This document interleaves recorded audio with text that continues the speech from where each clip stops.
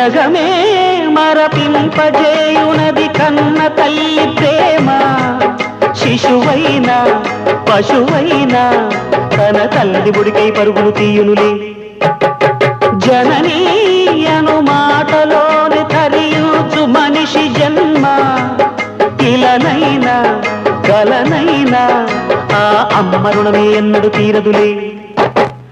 ప్రాణం నా ధ్యానం మా అమ్మ కోసమని, ఉన్న బ్రతికున్న మా అమ్మే లోకమని.